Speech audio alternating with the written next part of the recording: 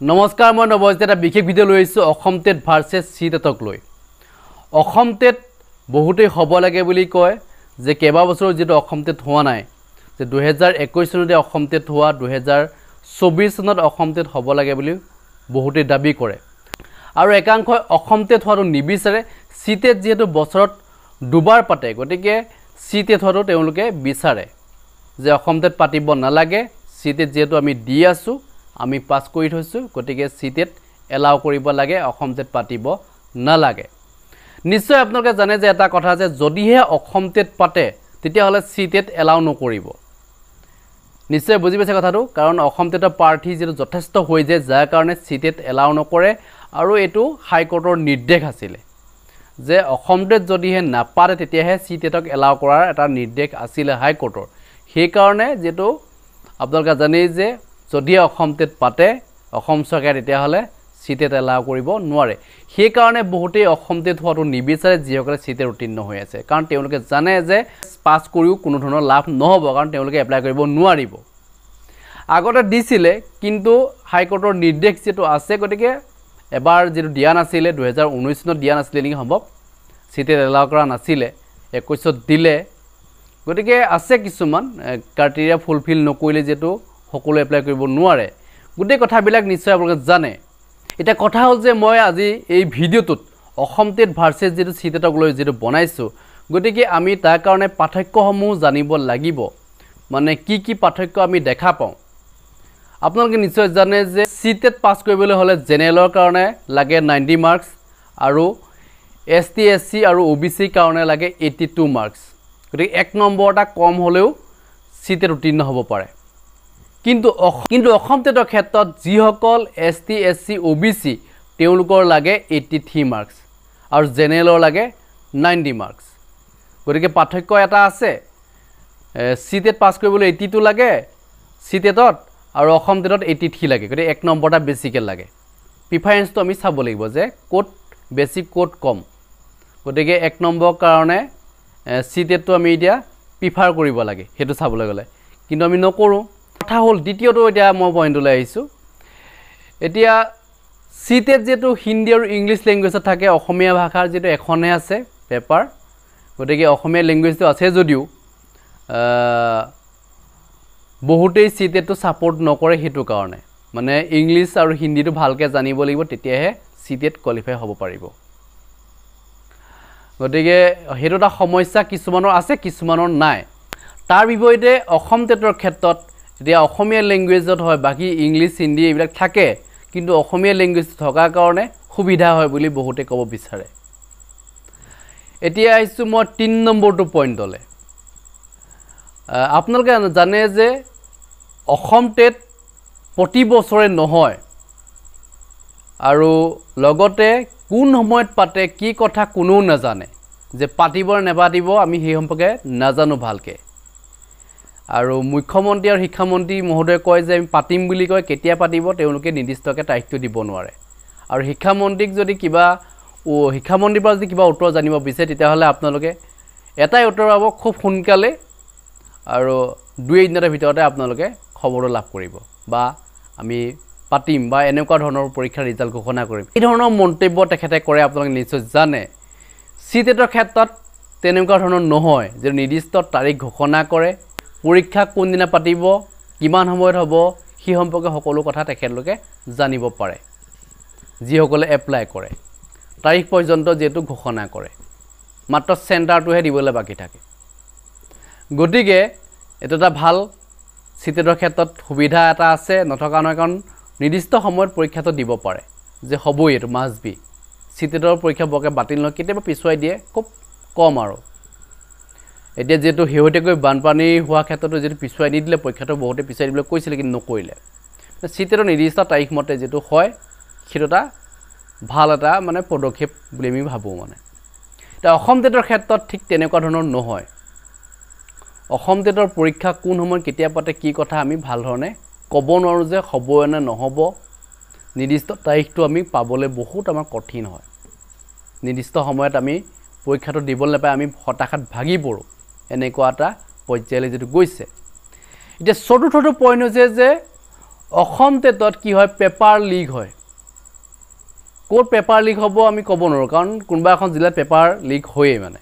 কোনোবা এটা চেণ্টাৰত হ'বই এটো মাছ বি এনেকুৱা এটা হৈ থাকে মানে পেপাৰ আউট হ'বই সি টেটৰ ক্ষেত্ৰত তেনেকুৱা নহয় পেপাৰ আউট হ'লেও হয়তো ৰি এক্সাম পাতিব পাৰে বা পেপাৰ আউট প্ৰায় নহয়েই সি টেটৰ পেপাৰ আউট হোৱা আমি খুব কম শুনিছোঁ কিন্তু অসম টেটৰ ক্ষেত্ৰত যিমান পৰীক্ষা পাতে প্ৰতিটো পৰীক্ষাতেই পেপাৰ আউট হোৱাটো আপোনালোকে নিশ্চয় জানে এটা 5 নম্বৰটো পইণ্টত আহিছোঁ মই অসম টেটৰ ক্ষেত্ৰত কি হয় কুৱেশ্যন ভুল থাকে কুৱেশ্যন ভুল থকাৰ কাৰণে এটা প্ৰাৰ্থীসকলে যদি আমি আগতে আন্দোলন কৰিছিলোঁ 2021 চনৰ আন্দোলন আপোনালোকৰ নিশ্চয় মনত আছে যিসকলে ভিডিঅ' চাই আছে যিসকলে আন্দোলনত জড়িত আছিল তেওঁলোকে জানে যে কুৱেশ্যন এনসাৰকে ভুল থাকে কুৱেশ্যন ভুল থাকে যাৰ কাৰণে যিটো মাৰ্কছ আপুনি লাভ কৰিব লাগে সেই মাৰ্কছটো নাপায় কাৰণ এইখিনি ভুলৰ কাৰণে মানে সেবাৰ ভুলৰ কাৰণে আপোনালোকে মাৰ্কছটো হেৰুৱায় যাৰ কাৰণে আপুনি পাছ কৰাৰ পৰা আপুনি বঞ্চিত হ'বলগীয়া হয় ফেইল হয় আপুনি সেই কাৰণে কাৰণ আপোনাৰ যিটো এনসাৰ এটো শুদ্ধ হ'ব পাৰে সেবাৰ এনসাৰকে মতে এটো অশুদ্ধ কাৰণ তেওঁলোকৰ এনসাৰকেও ভুল কুৱেশ্যনও ভুল গতিকে সি টেটৰ ক্ষেত্ৰত তেনেকুৱা নহয় সি টেটৰ কুৱেশ্যন ভুল নাথাকে যদি থাকে তেতিয়াহ'লে নম্বৰ বাঢ়িহে আহিব তাত কমি নাযায় আৰু সেই যিটো কুৱেশ্যন মানে সি টেটৰ ভুল আহিছে তাৰ ওপৰত আপোনালোকে কি কৰিব পাৰে মানে কমপ্লেইন কৰিব পাৰে আৰু যাৰ জৰিয়তে আপোনাক মাৰ্কছটো দিয়ে সেই কুৱেশ্যনটো ভুল আছে বুলি আপুনি ডিমান্ড কৰিব পাৰে আপোনালোকে যে কুৱেশ্যনটো ভুল আছে গতিকে তাৰ কাৰণেও যেহেতু সি টেটৰ ফালৰ পৰা এইটো সুবিধাটো আছে এতিয়া মই 6 নম্বৰটো পাঠ্যক্ৰম লৈ আহিছোঁ যে অসম টেটৰ চেণ্টাৰ প্ৰতিখন জিলাতে যেটো আছে প্ৰত্যেকখন জিলাতে চেণ্টাৰ আছে আৰু অসম টেট দিয়া প্ৰাৰ্থী সংখ্যা যথেষ্ট বেছি সি টেটৰ চেণ্টাৰ খুব কম তিনিখন জিলাতে যেটো সি টেটৰ চেণ্টাৰ আছে গুৱাহাটী তেজপুৰ আৰু ইফালে ডিব্ৰুগড় এই তিনিখন জিলাতে চেণ্টাৰ আছে তাৰ বাহিৰে চেণ্টাৰ নাই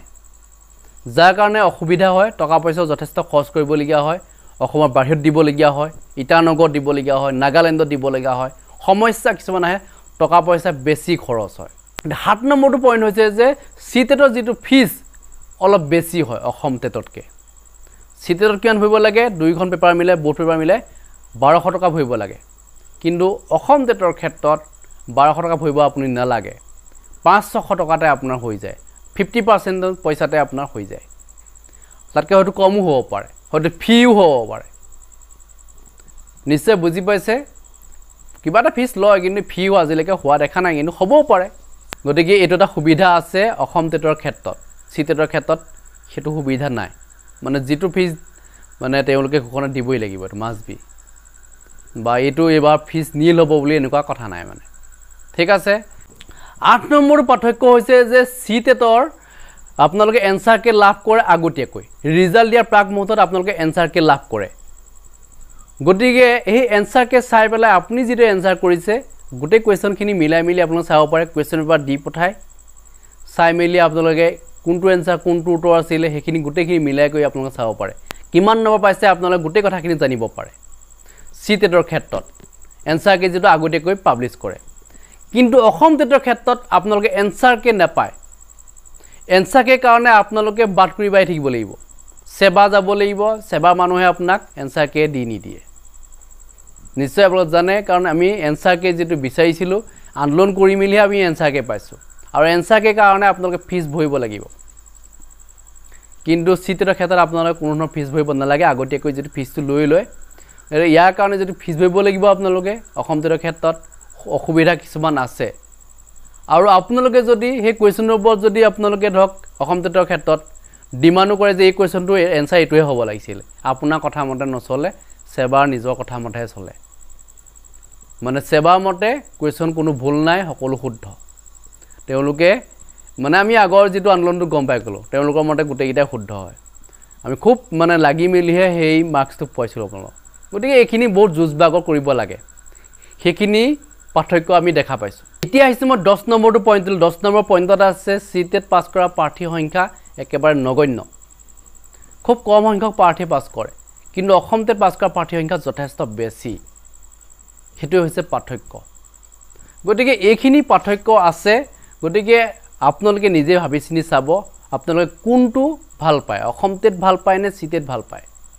কোনটো হোৱাটো আপোনালোকে বিচাৰে যে অসম টেট হ'ব লাগে নে চি টেট আপোনালোকে হোৱাটো বিচাৰে চি টেটটো হ'বই অসম টেট হোৱাটো বিচাৰে নে নিবিচাৰে যদি অসম টেট হোৱাটো বিচাৰে তেতিয়াহ'লে আপুনি কমেণ্ট ছেকশ্যনত লিখিব কাৰণ বহুতেই অসম টেটক লৈ যেটো কৈ থাকে যে অসম টেট পাতিব লাগে অসম টেটক লৈ তেওঁলোকে বিভিন্ন মন্তব্য কৰি থাকে যে কিয় নাপাতে কি কথা যেটো কেবা বছৰ হৈ গ'ল পতা নাই এবাৰ পতাৰ সম্ভাৱনা আছে নেকি এই সম্পৰ্কত প্ৰশ্ন মোক সুধি থাকে যাৰ কাৰণে মই এইখিনি পাৰ্থক্য আবাৰ দেখাই দিলো গতিকে চিন্তা কৰি চাব আপোনালোকে যদি মই কওঁ যে অসম টেট পাতক বুলি তেতিয়া কয় যে কিছুমানে চি টেট যিসকল উত্তীৰ্ণ প্ৰাৰ্থীসকলে কয় যে আপুনি কিয় কৈছে আপুনি টেট চি টেট দিয়ক আমুক তামুক মুক লৈহে লিখি থাকে সবে মানে মইহে এটা পৰীক্ষা দিবলৈ যাম এনেকুৱা কিছুমান কথা লিখি দিয়ে কমেন্টত যাৰ কাৰণে মই পাৰ্থক্যটোহে দেখাই দিছো কিন্তু আপোনালোকৰ সিদ্ধান্ত আপোনালোকে লাগিব মই লাগিলে নহব কাৰণ শিক্ষা বিভাগৰ লগত আপোনালোক যেটো প্ৰত্যেককে জড়িত হতে আমি বিচাৰো কাৰণ আপোনালোকে যেটো শিক্ষক হম বুলি যেটো আপোনালোকে মোৰ চেনেলটো চাই শিক্ষক হোৱাৰ এটা সপোন আছে কাৰণে আপোনালোকে মোৰ চেনেলটো চাই সাবস্ক্ৰাইব কৰি থৈছে বা কোনোবাই সাবস্ক্ৰাইব কৰা নাই তেওঁলোকে সাবস্ক্ৰাইব লাহে কৰিব কাৰণ মই যিখিনি দিব পাইছো তেওঁলোকে সন্তুষ্ট হ'ব পৰা নাই